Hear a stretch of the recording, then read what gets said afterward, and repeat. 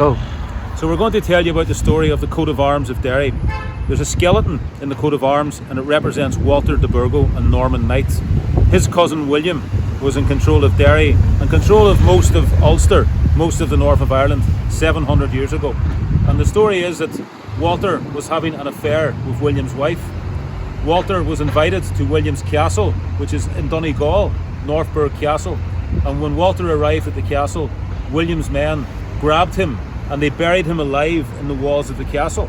They covered him up with the stones of the castle walls and he starved to death inside the walls of the castle.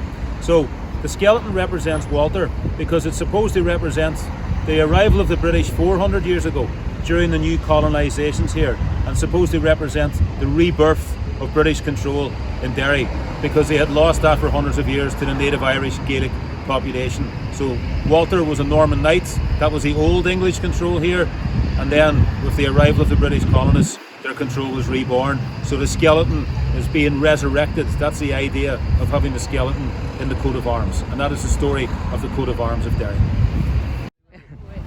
So where we're standing now, there was a big battle of the Bogside and the British Army came in and put an end to it, and all the Catholics welcomed the British Army, but then everything turned bad then, and there was like loads of like fights and battles then for years to come then, but now it's all resolved and all around there's like memorials and stuff all over the walls that like represent everything that happened and who was killed and who helped and who like put it all to an end and all the agreements that came out of it.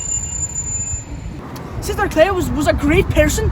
She went over to all these countries and preached and all, and then her ceremony, I think it was really recently actually, she died, I think it was 5 years ago. She was a great person and she deserves to be respected so much. Thanks. Right.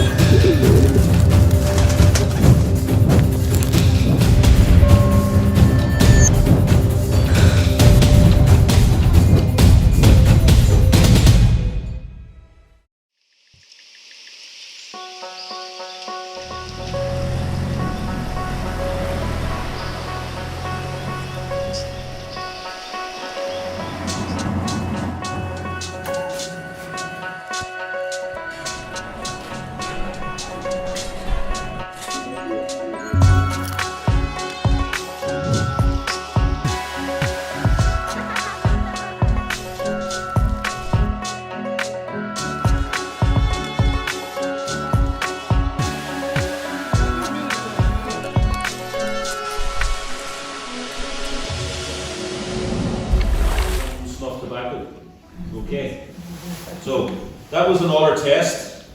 So the first 2 days also, the person is actually not in a coffin.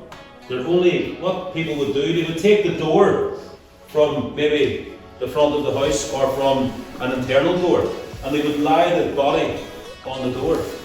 Why? Well, if the person isn't dead, there is no point paying an undertaker to build a coffin because then you might not need the coffin if they're going to wake up. You understand? So only on the third day